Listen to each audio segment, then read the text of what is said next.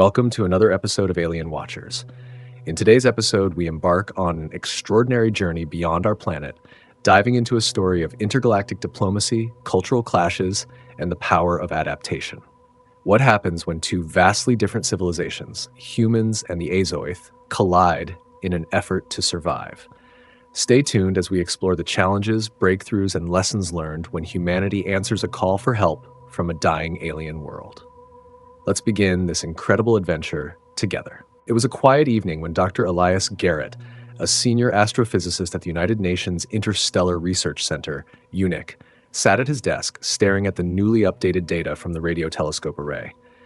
He had been monitoring deep space signals for years, but tonight, something was different. A faint, rhythmic pulse, unlike any known natural phenomenon, had appeared on their screens. "This can't be natural," Dr. Garrett murmured to himself as he recalculated the signal's frequency and duration. The pattern was too precise, too deliberate to be a mere anomaly of cosmic noise. It was a signal, and it was coming from a distant star system over 50,000 light-years away in the Perseus arm of the galaxy. He quickly alerted his team of researchers. The first few hours were filled with excitement and disbelief. "Are we really getting a signal from another civilization?" one of his colleagues, Dr. Lena Ortiz, asked, eyes wide with wonder. The signal was continuous, repeating in intervals with a precision that indicated an intelligent source. "This isn't a natural phenomenon," Dr. Garrett confirmed, his voice steady but laced with awe.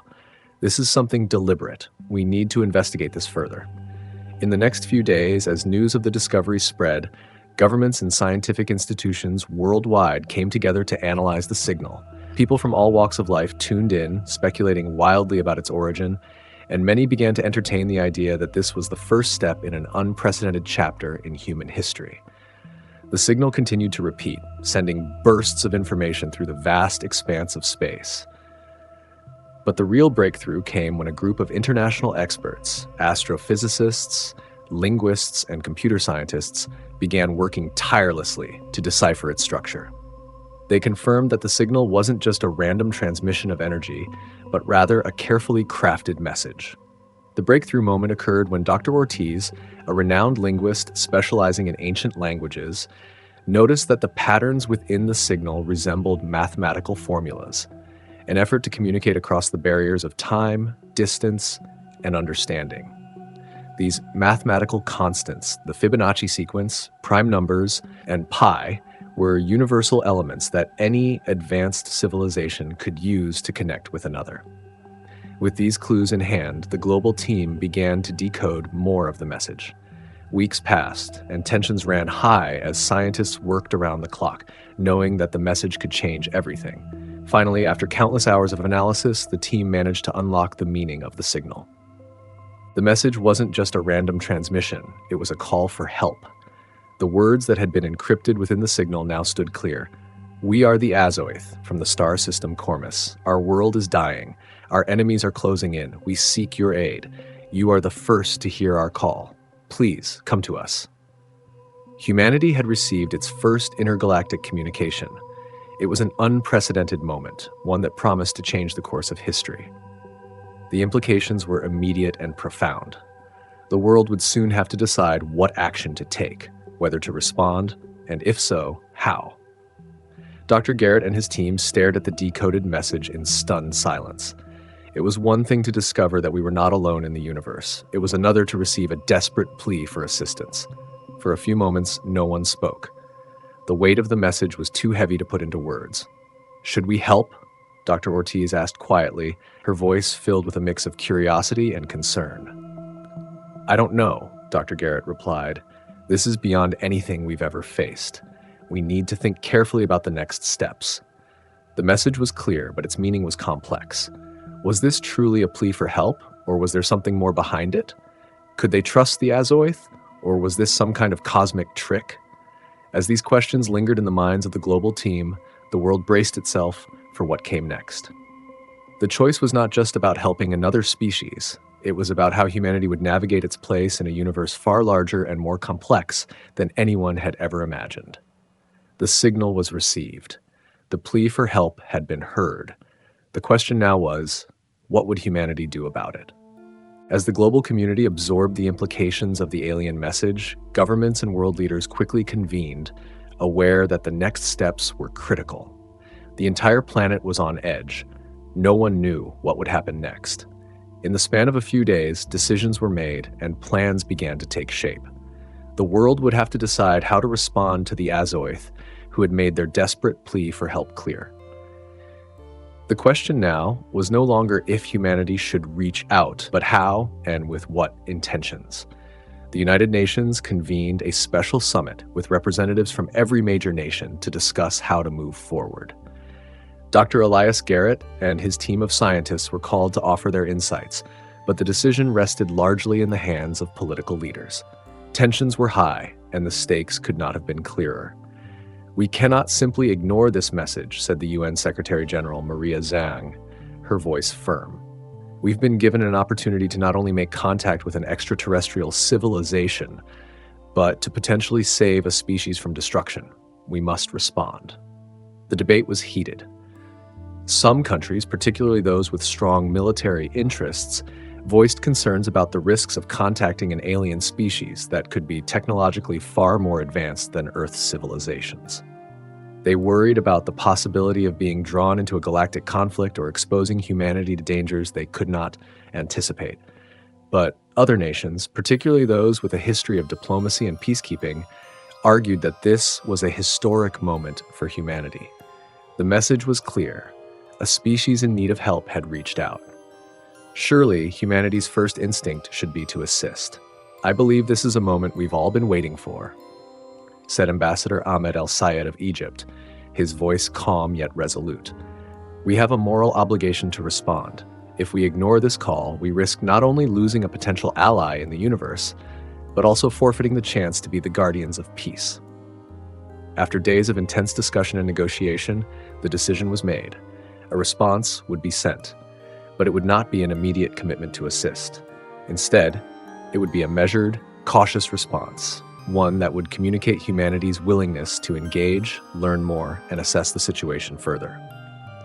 A delegation of diplomats, scientists, and experts in intergalactic communication would be selected to represent humanity. The United Nations quickly acted to organize the first human delegation to the Azoth star system. The goal was to establish direct contact with the Azoth, to understand their true needs, and to assess whether Earth could be of assistance. This delegation would be the first human representatives to step foot on another world. Dr. Garrett was asked to lead the scientific portion of the mission, while Ambassador Elena Serrano of Spain was appointed as the head of the diplomatic team. She was a seasoned negotiator, known for her ability to foster cooperation between diverse international groups.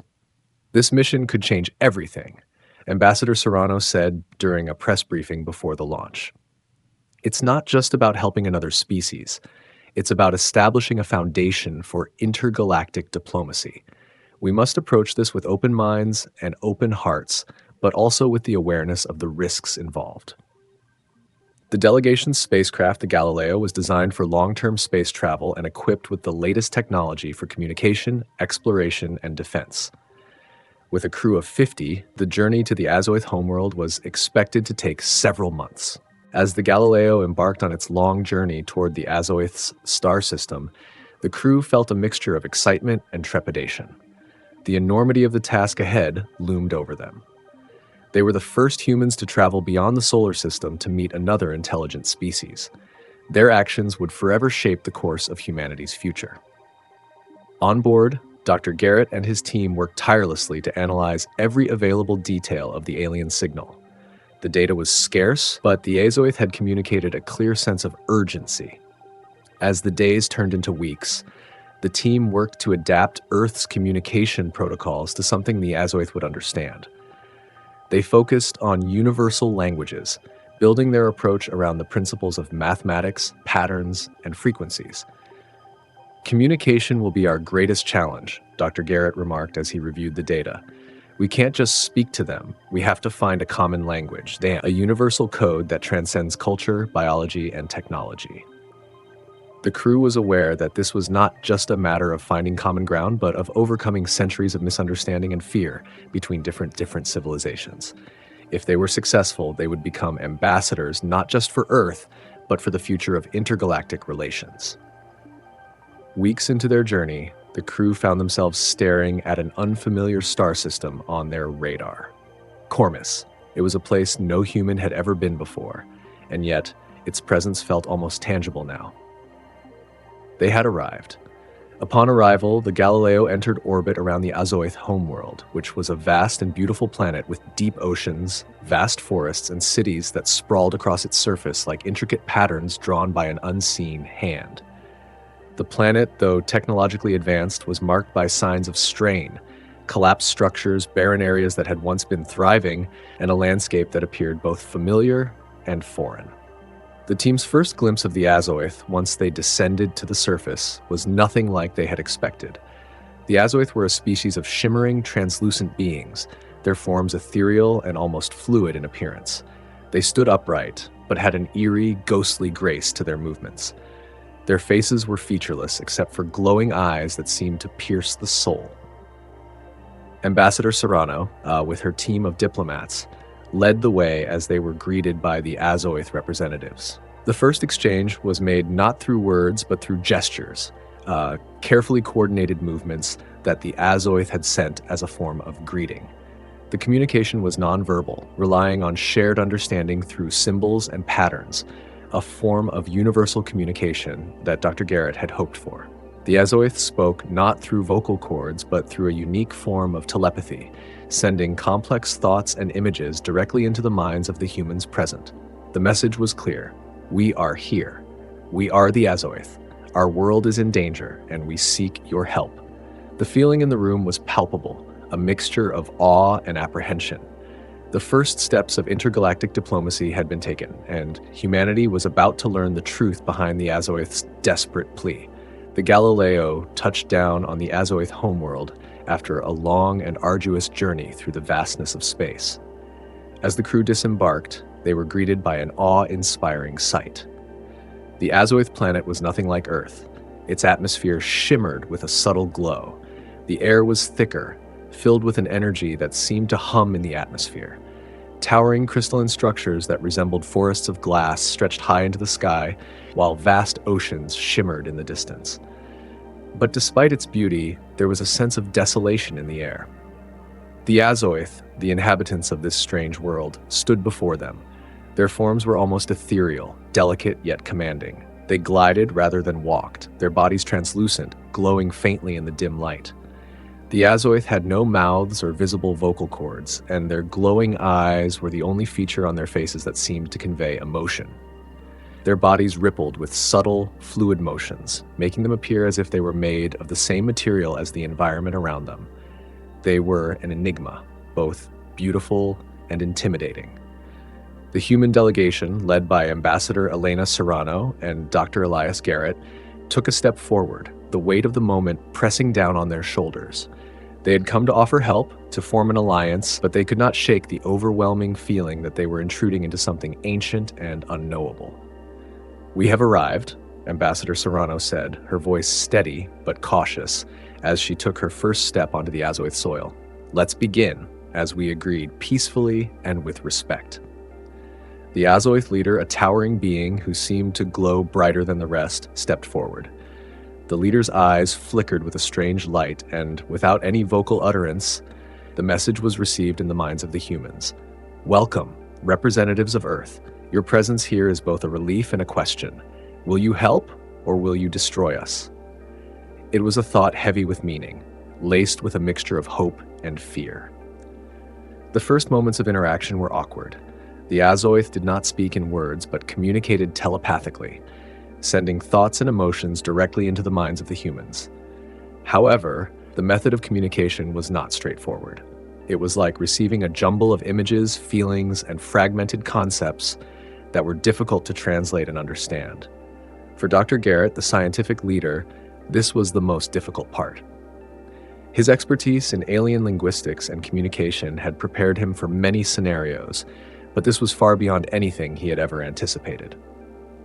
The Azoth communicated with images that were deeply symbolic and tied to their unique way of experiencing reality. In an attempt to make sense of their first exchange, Dr. Garrett reached for an old technique, a universally recognized language of mathematics. He began to send simple patterns of numbers, basic prime numbers and geometric shapes, hoping to establish some common ground. However, his actions were misinterpreted. The Azoth, interpreting the numbers as a signal of aggression, responded with a display of their technology, an intense wave of energy that reverberated across the ground, sending shockwaves through the air. The human delegation staggered, startled by the sheer power of the Azoth's response. Ambassador Serrano quickly intervened, signaling her team to step back. "We mean no harm," she sent out mentally, trying to convey calm. "We come in peace. We want to help."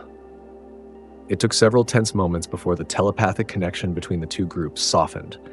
The Azoth leader, his form rippling with light, sent an image of their dying planet, their cities crumbling, their oceans boiling under the heat of a dying sun. The message was clear. They were in dire need of assistance. As the meeting progressed, the differences between human and Azoth cultures became increasingly apparent. What the humans considered basic gestures of peace, smiling, offering handshakes, even the way they stood, were seen as strange or even threatening by the Azoth. Their telepathic communication was not just a way to share thoughts, it was a cultural exchange of emotions, memories, and sensory experiences. The Azoth had no concept of individual privacy in the same way humans did. They shared everything, every feeling, every image, and every thought. For the humans, this was uncomfortable.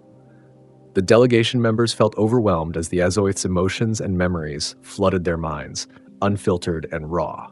In some ways, the Azoth had no concept of personal boundaries, and the humans were forced to adapt to their openness. It was not a language barrier in the traditional sense, but a matter of understanding different ways of thinking and perceiving reality. It quickly became clear that simple human concepts like the idea of ownership or even time were foreign to the Azoth. Their society did not operate on the same structures of hierarchy and organization that Earthlings had built over millennia. The Azoth did not understand the need for political diplomacy as humans did, seeing all beings as equal in the cosmic sense. Their entire existence was based on collective memory and shared experience, not individual achievement or competition. For the humans, this was a challenge. The idea of help was complex. Was Earth prepared to provide the type of aid the Azoth truly needed? Was technological assistance enough, or did it require a deeper, more existential connection? Dr. Garrett spent hours analyzing the data, trying to decode the Azoth's advanced technology and culture. Their ability to manipulate energy and matter was staggering, far beyond anything humanity had ever achieved. But there was a critical flaw. Their technology relied heavily on the planet's environment, which was rapidly decaying. Their system was built for balance, but that balance was faltering as their sun began to die. They could no longer harness the energy they needed to survive. Despite the misunderstandings, the Azoth's desperation became more evident. They showed images of their failing ecosystem, of dying cities and collapsing ecosystems. The Azoth believed that humanity could help them, whether by sharing technology or offering the knowledge that could save their species. But the humans were still unsure of how to respond. In the following days, as the diplomatic talks continued, the tension between the two species began to grow. The Azoth wanted to share everything with humanity, every thought, every feeling. But the humans, still adjusting to the Azoth's open and telepathic nature, found this overwhelming. There was fear among the delegation that the Azoth's ability to manipulate energy could be used to control or dominate. It was during one of these tense moments that the humans realized just how precarious the situation was. The Azoth, for all their grandeur and technology, were vulnerable. They had not reached out because they desired to conquer or manipulate, but because they were in a state of desperation. Dr. Garrett made a crucial decision to confront the Azoth's leader directly. He initiated a conversation through the telepathic link, this time using a simpler form of communication, sharing the image of Earth's struggles with climate change and environmental degradation.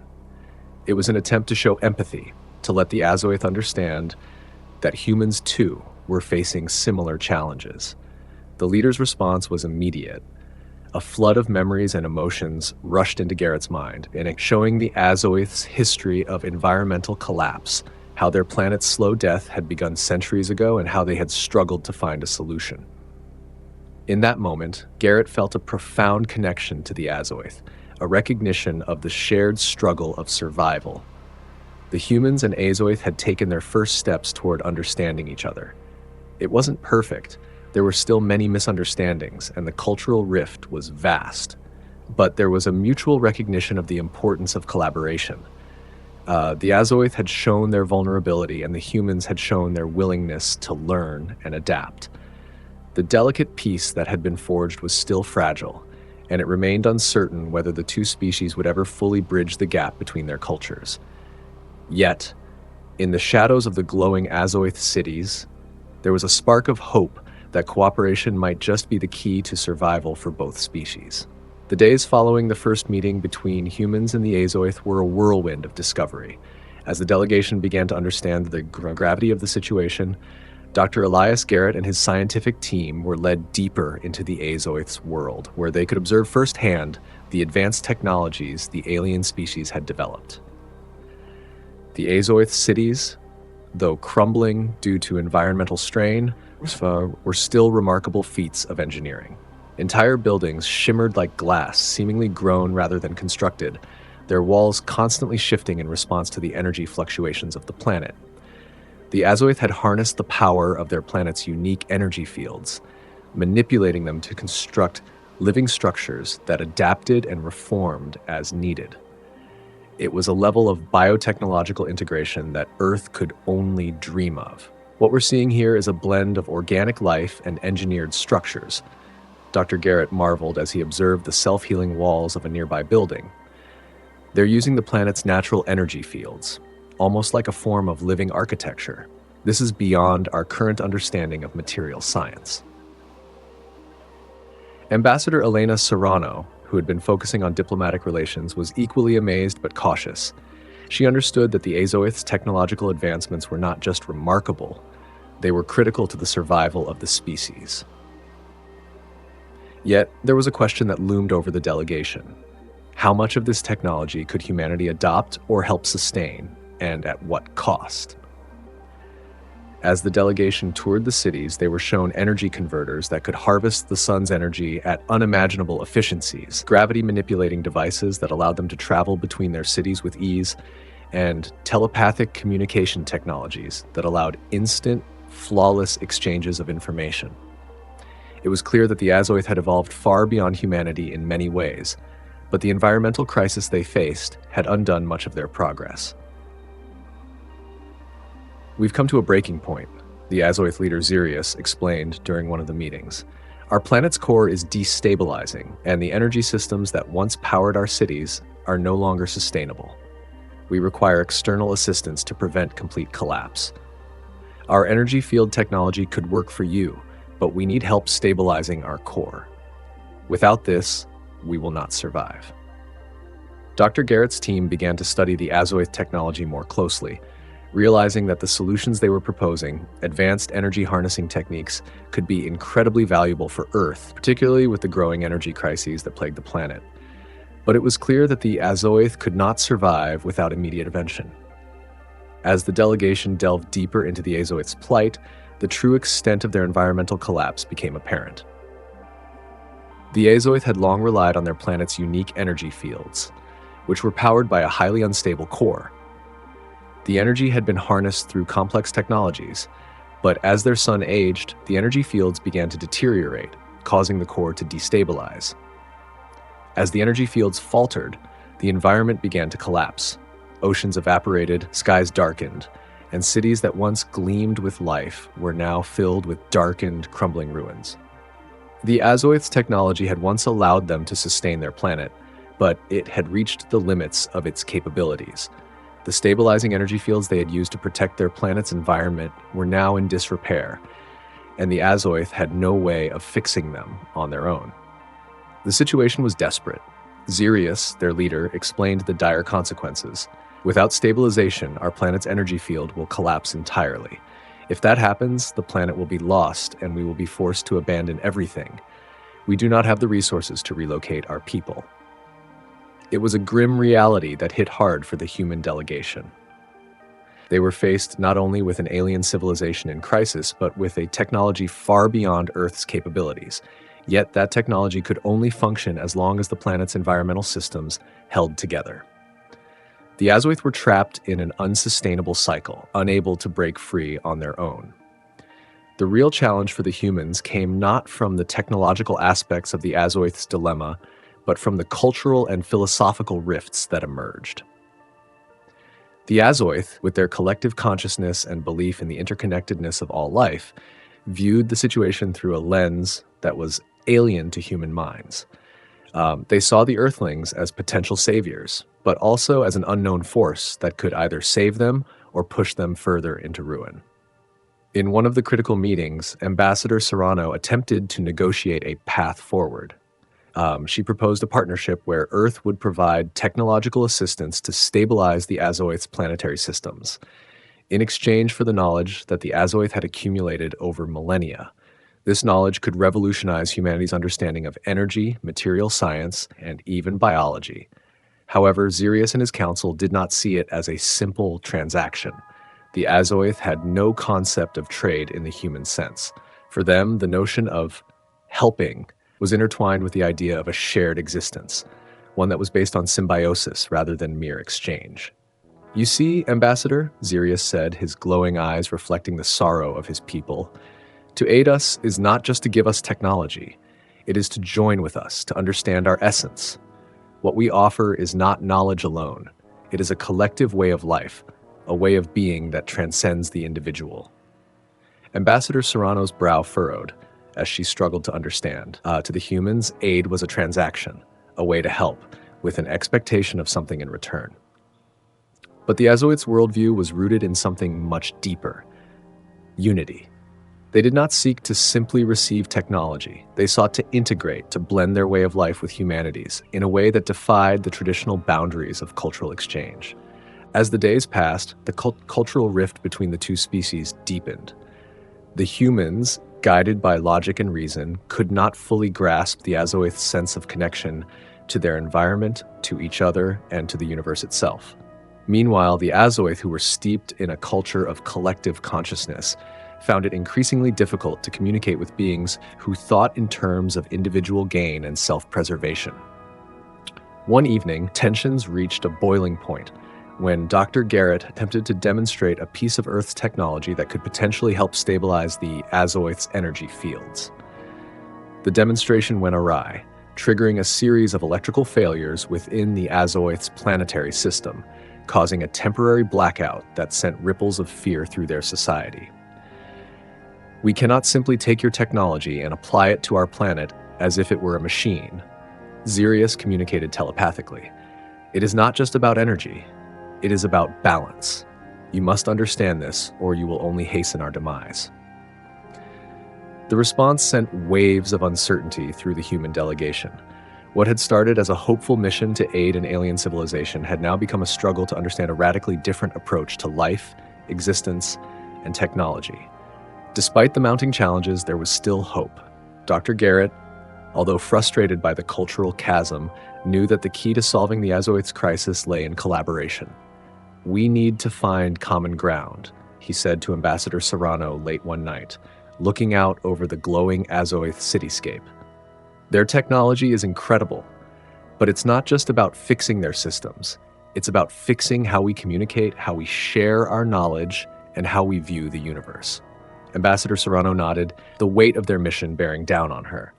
"We're not just here to give them something. We're here to learn, to understand. And in that understanding, there may be a way to save both of our worlds."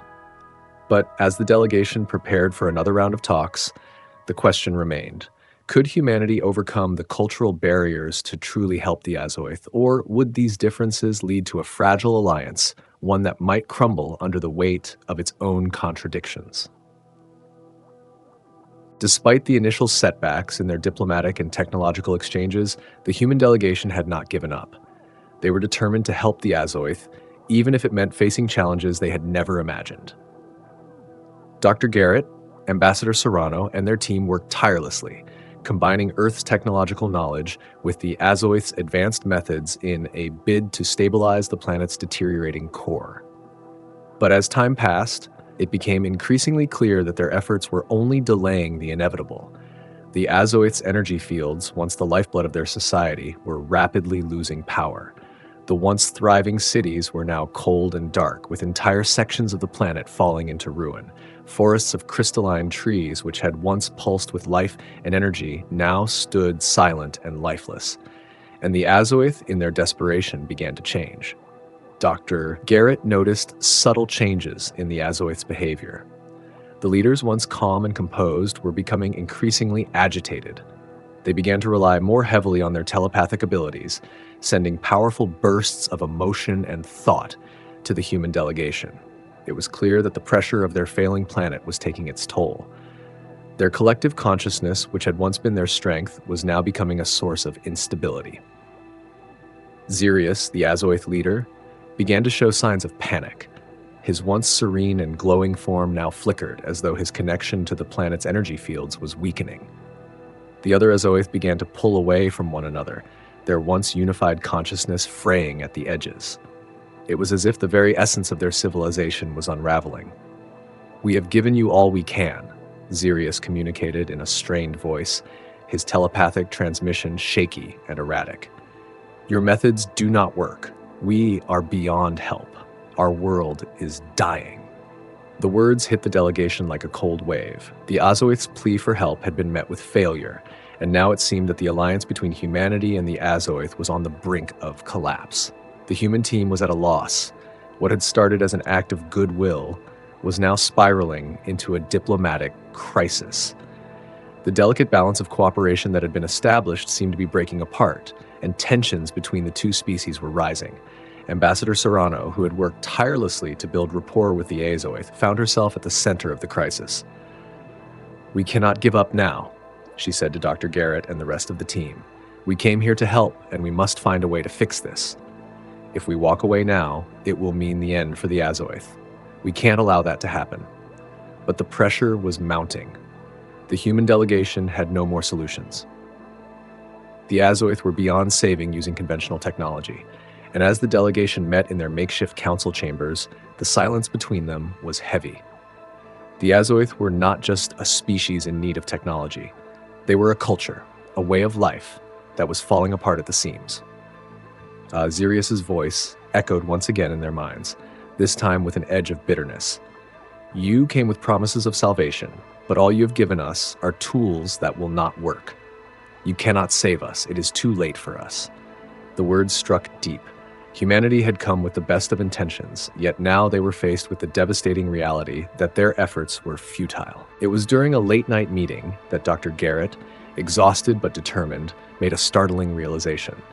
While the Azoith's technology and energy fields were failing, they had something Earth did not: a deep connection to their planet's energy system. The Azoith's collective consciousness was intertwined with the planet itself, and that connection, though unstable, held the key to their survival. "What if," Dr. Garrett began slowly, "we aren't just looking at this the wrong way? What if the answer isn't in fixing their technology or stabilizing their energy fields from the outside, but in understanding how their energy system works at a fundamental level?" The delegation paused. It had taken months of exploration and negotiation, but Garrett's words had sparked something in the room. He was suggesting that humanity might need to approach the crisis from an entirely different angle.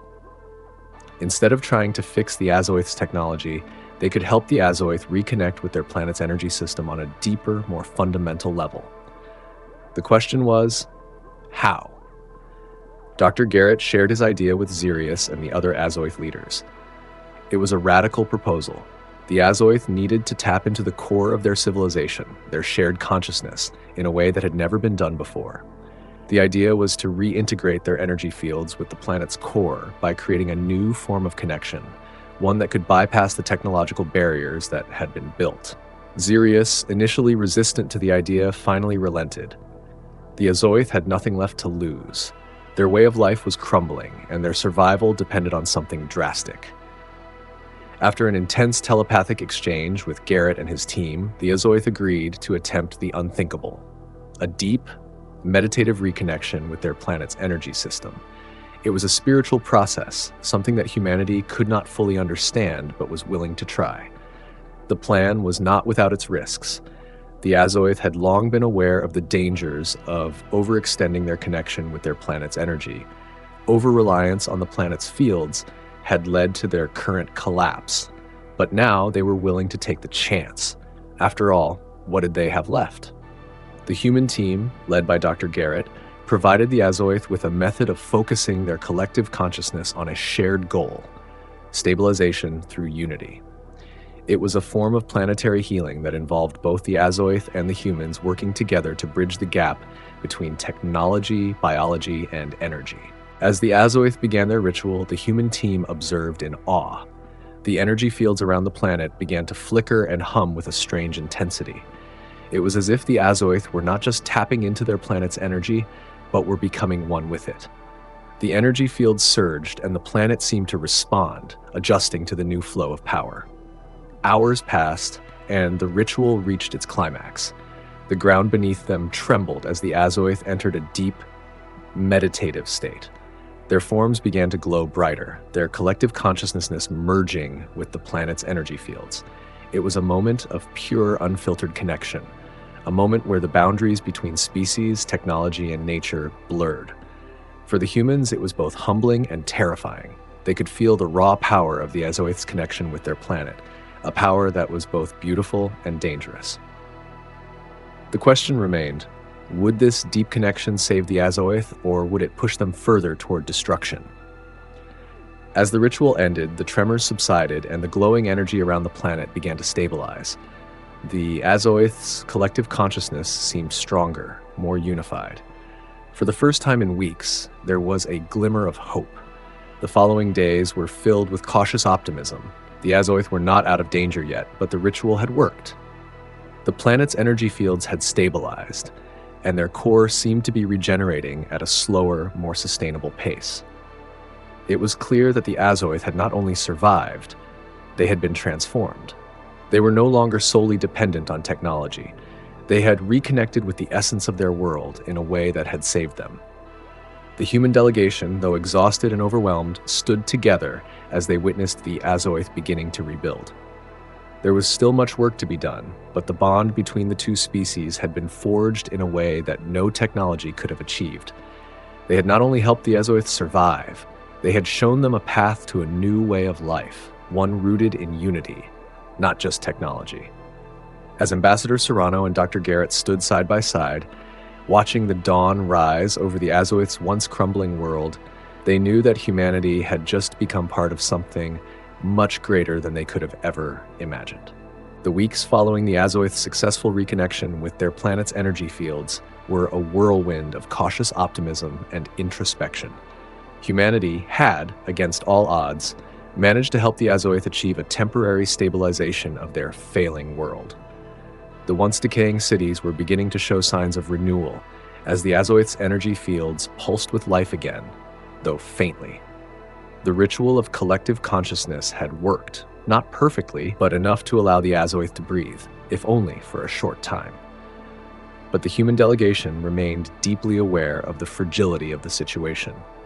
Dr. Garrett, Ambassador Serrano, and their team continued to monitor the energy fluctuations from the Galileo, the ship still orbiting the Azoth planet. The planet had stabilized, but the core of the Azoth civilization, their connection to their world's energy, was still fragile.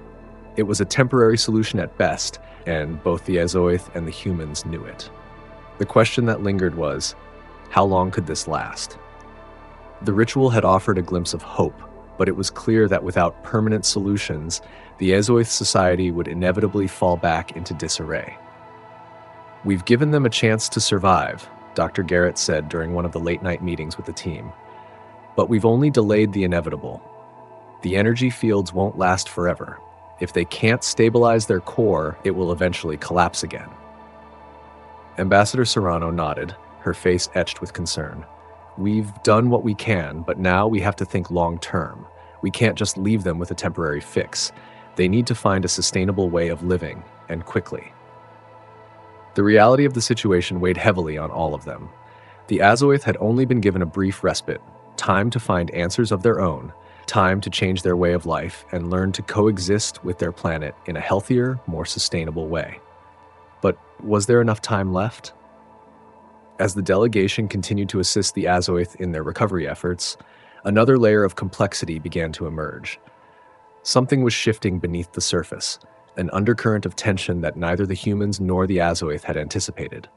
It was subtle at first, a quiet unrest growing among the Azoth population. In the capital city, Sirius and the other leaders began to notice that their people were becoming more withdrawn, more disoriented. The Azoth, who had once been a harmonious, collective civilization, began to experience fractures in their unity. There were whispers of dissent, of those who felt the reconnection with their planet's energy had gone too far. The Azoth had always shared their thoughts, emotions, and memories, but now they felt disconnected from themselves, overwhelmed by the sheer weight of the energy they had re-established with their world. Sirius confided in Ambassador Serrano during a private meeting, his form shimmering faintly as he projected his thoughts into her mind. "We did what we had to," Sirius said, his voice strained. "But now, we are too much. The reconnection is destabilizing us. We feel the weight of every memory, every emotion, all at once. We were never meant to carry such a burden." Ambassador Serrano felt the tension in his words. It was clear that the Azoth were experiencing an unforeseen consequence of the reconnection. They were overwhelmed by their collective consciousness in a way that had never happened before. "Can't you control it?" Serrano asked gently. "You've lived this way for millennia. Surely there's a way to manage it." Sirius paused, his form dimming for a moment as if reflecting on the vastness of time. "We have always been able to control it, but now it is different. The ritual, the energy, it has changed us in ways we do not fully understand. We are losing our unity. We feel fragmented." The Azoth were facing a paradox. Their collective consciousness, once the source of their greatest strength, had become the source of their greatest vulnerability. The power they had harnessed to survive was now pushing them to the edge of collapse.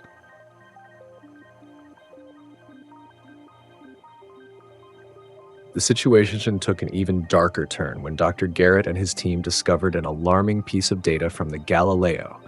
There were fluctuations in the planet's core that indicated something more than just environmental decay. The Azoth's reconnection had triggered a dangerous chain reaction in their planet's energy fields, destabilizing the core in ways that couldn't be fixed by just one ritual. "It's not just their energy fields," Dr. Garrett explained to Ambassador Serrano. "The very foundation of their planet is unstable. We've already seen the signs of a growing seismic activity. If they don't manage to recalibrate the energy flow soon, the planet will begin to break apart, physically, not just energetically." The reality was sobering. The Azoth were running out of time. The planet, their home, was dying faster than anyone had anticipated.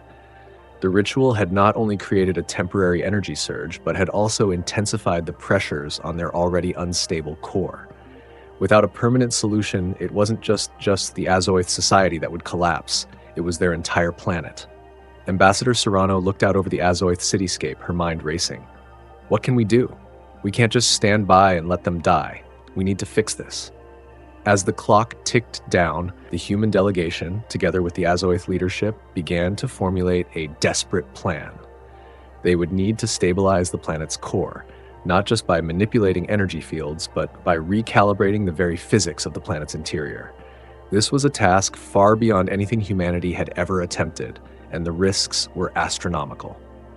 They would need to create a stable energy network that would integrate the Azoth's energy fields with the planet's natural core without causing further destabilization. The Azoth, for all their technological marvels, had never attempted this kind of planetary-scale intervention. But now, with no other choice, they had to rely on the human delegation's expertise in planetary sciences and physics. "Dr. Garrett, you must help us," Sirius said, his telepathic message now tinged with a deep sense of desperation. "We must synchronize the energy fields with the planet's core before it is too late." Dr. Garrett stood silently for a moment, weighing the implications of the request. This was not just a matter of saving the Azoth anymore. It was about preventing the complete destruction of an entire world, a civilization, and everything they had built. The weight of the task felt overwhelming, but he understood that humanity's fate was now inextricably linked to the Azoith's survival. "We will help you," Dr. Garrett finally said, his voice resolute. "But this will take everything we have, everything both our species can offer. There's no guarantee that this will work, but we have to try." Ambassador Serrano nodded. "We're not giving up. Not now." With no time to lose, the humans and Azoith began their final attempt to stabilize the planet. The human team worked alongside the Azoith's greatest minds, combining Earth's scientific knowledge with the Azoith's energy manipulation techniques. They constructed an intricate system designed to stabilize the planet's core and synchronize it with the energy fields. The process was dangerous. The planet trembled with the force of the energy recalibrations. There were moments when it seemed as if everything would fail, when the seismic activity grew too intense. The ground cracked and the air shimmered with the power of the energy flows. Yet, the team pressed on, fueled by the knowledge that the survival of both the Azoith and humanity depended on the success of this mission. For hours, the planet quaked, but finally the energy began to stabilize. Slowly, the tremors subsided and the planet's core began to settle. The fields that had once been unstable now hummed with a steady rhythm. And then, after what felt like an eternity, the Azoith's energy fields pulsed in a harmonious pattern, perfectly synchronized with the planet's core. The planet had been saved. The Azoith, though exhausted, expressed their gratitude. They had faced extinction, but through collaboration, they had found a way to survive. "Thank you," Xerius transmitted to the humans. "You have saved us. You have saved our world." For a brief moment after the energy fields of the Azoith homeworld had been stabilized, there was an uneasy peace. The tremors ceased, the once chaotic skies above the planet seemed to calm, and the Azoith cities began to show faint signs of recovery. The collective consciousness of the Azoith, once fragmented, now seemed more grounded, as though the ritual had anchored them to their planet once again. Humanity had helped them avert what seemed to be certain destruction, and for a moment the fragile alliance between the two species felt like it might endure. Yet beneath the surface, cracks began to show, cracks that would soon threaten to undo all that had been achieved. Dr. Garrett and Ambassador Serrano, despite the temporary stabilization, could not shake the feeling that the Azoith's problems were far from over. The recalibration of the energy fields had been a temporary fix. While it had prevented the planet from spiraling into total collapse, it had not solved the deeper issues the Azoith faced. Their culture was still fragile, their collective consciousness was still strained, and they had no clear path forward. They had survived, yes, but at what cost? "I think we've bought them time," Dr. Garrett said one evening, looking out over the now stabilized city. "But we haven't given them the tools to rebuild. The energy fields, the planet's core, the cultural issues, they need more than just a quick fix. They need to learn to adapt to the new reality." Ambassador Serrano nodded, her gaze distant. "They can't rely on us forever. They need their own solutions, but what if they can't find them?" The doubt hung heavy in the air. Humanity had done what it could, but there was a growing sense that the Azoith were on the brink of an existential crisis that no external help could cure. Weeks passed, and the delegation worked alongside the Azoith leaders to implement more sustainable practices. Yet the challenges continued to mount. The Azoith, though grateful for the aid, were still facing a deep psychological and cultural struggle.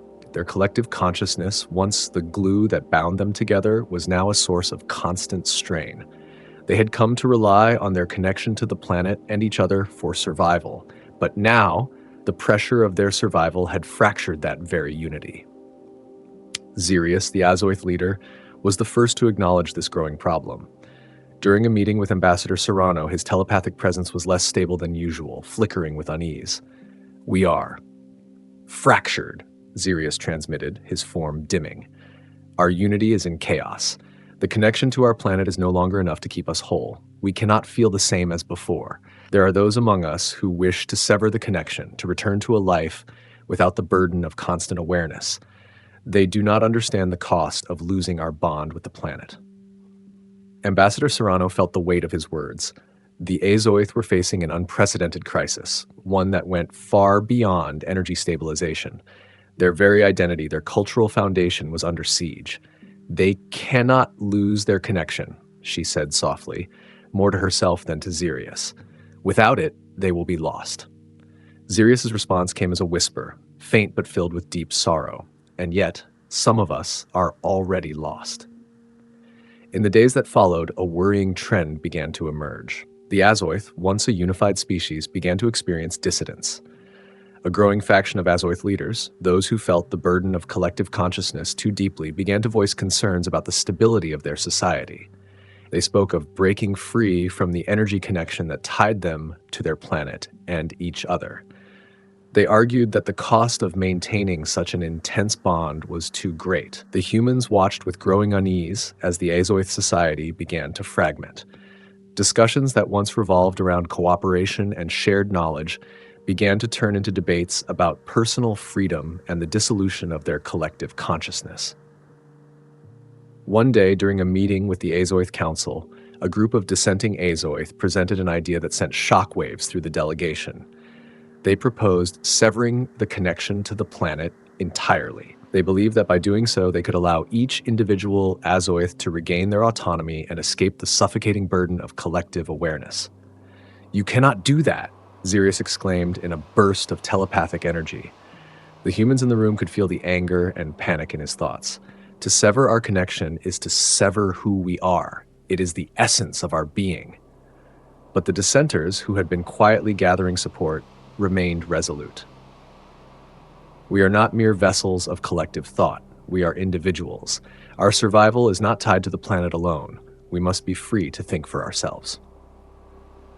This proposal threatened not only the future of the Azoth, but the very foundation of their existence. The collective consciousness that had once been their greatest strength was now their greatest vulnerability. The Azoth were at a crossroads.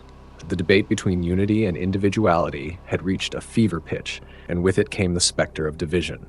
As the debate raged on, fractures began to form not just within their society, but within their leadership. Sirius, the once solid leader of the Azoth, was now at odds with his people. His once unwavering commitment to collective consciousness was being questioned by those who had begun to see the Azoth's identity as something more personal, more individual. "I cannot lead this way anymore," Sirius admitted to Ambassador Serrano in a rare moment of vulnerability. "I have tried to hold us together, but I cannot control the forces that are tearing us apart." Serrano, moved by his words, placed a hand on his shimmering form. "You don't have to control everything, Sirius, but you must show them the way forward, together, not apart." Sirius's eyes glowed faintly, but the doubt was still evident. "I don't know if we can ever be together again."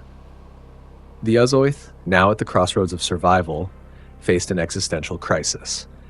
If they followed the dissenters and severed their collective consciousness, they would lose their unique identity as a species.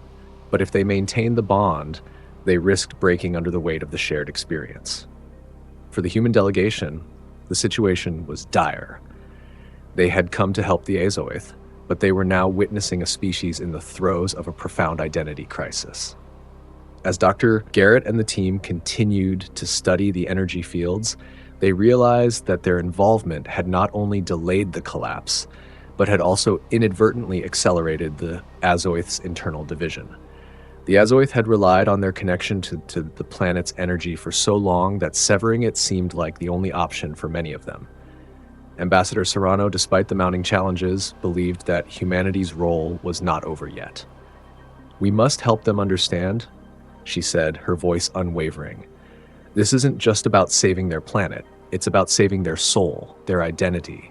They need to find a way to reconcile unity with individuality, and we can show them how. But how?" The question lingered in the air, unanswered.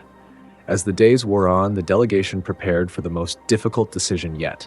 Should they intervene and try to preserve the Azoth's collective consciousness? Or should they allow the Azoth to choose their own path, even if that meant the dissolution of everything they had been? The decision would come soon. The Azoth were reaching the edge of survival, emotionally, culturally, and physically. The future of their species lay in the balance, and humanity's involvement would be the deciding factor. The outcome of the debate would determine whether the Azoth could continue as a unified civilization or whether they would break apart, forever divided by the very essence of their being. The tension in the Azoth council chamber was palpable. The decision had been looming over them for weeks, and now the Azoth had reached the breaking point. Dr. Garrett. Dr. Garrett, Ambassador Serrano, and the rest of the human delegation stood in silence, watching as Xerius, the once strong leader of the Azoth, wrestled with the weight of his people's divided future. "The time has come," Xerius said, his voice reverberating through the chamber. "We cannot continue down this path of division. The rift in our collective consciousness has torn us apart, and no matter how much we try to stabilize it, it is clear that we cannot go on living the way we have for millennia." The human delegation, though sympathetic, had no easy answers. They had tried to help the Azoth in every way they could, but they had never anticipated that the greatest challenge would be the Azoth's struggle with their own identity. The Azoth had become too dependent on their collective consciousness, too tied to the energy fields that had sustained them.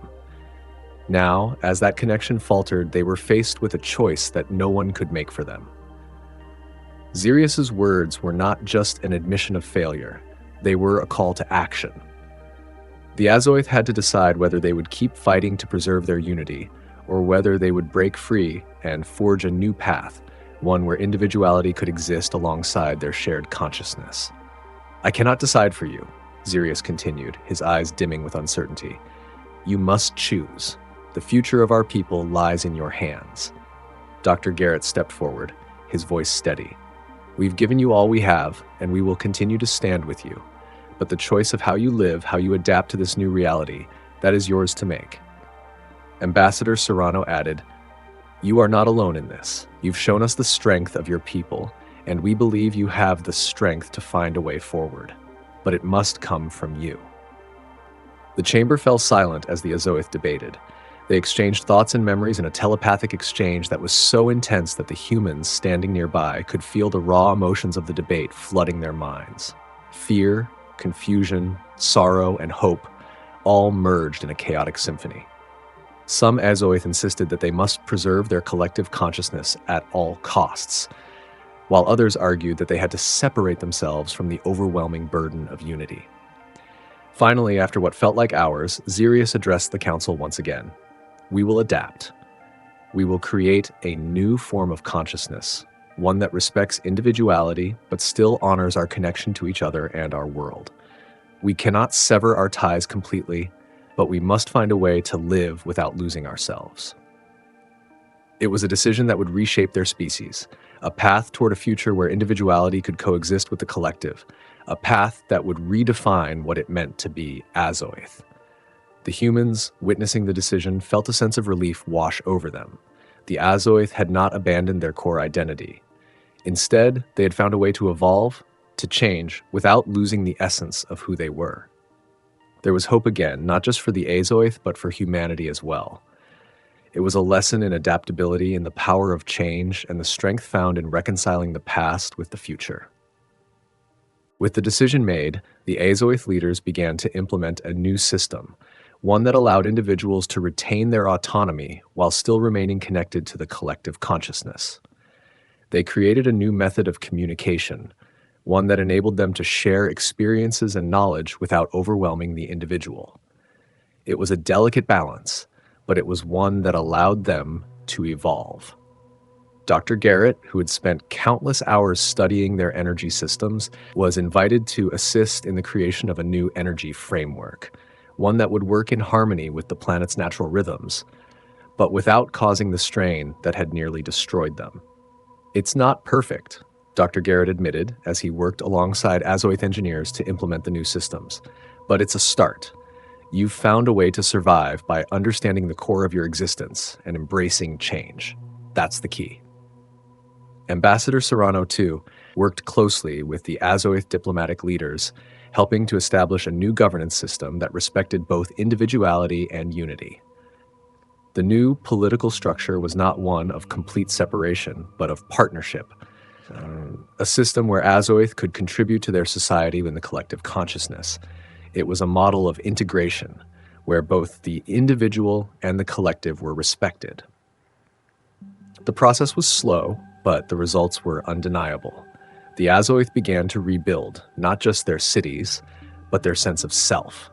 As the energy fields continued to stabilize and the planet's core regained some of its balance, a sense of hope spread throughout their world. They were no longer on the brink of collapse. They had found a way to live, to grow, and to evolve. The humans' role in the future. As the Azoth began their new journey, the humans knew that their work was far from over. They had been part of something extraordinary, a collaboration that had not only saved an alien civilization, but had also taught humanity valuable lessons about survival, identity, and the power of adaptation. The Galileo crew prepared to return to Earth, but not as saviors. Instead, they returned as witnesses to an extraordinary transformation, one that could shape the future of humanity's interactions with other civilizations. I don't think we'll ever fully understand the Azoth, Dr. Garrett reflected as he stood on the bridge of the Galileo, watching the Azoth homeworld grow smaller in the distance. But we've learned something invaluable. Survival isn't just about saving others. It's about understanding, adapting, and being willing to change. Ambassador Serrano agreed, her gaze focused on the fading planet. This is just the beginning. We've learned that even in the darkest moments, there is hope, and there's always a way forward, no matter how difficult the path may seem.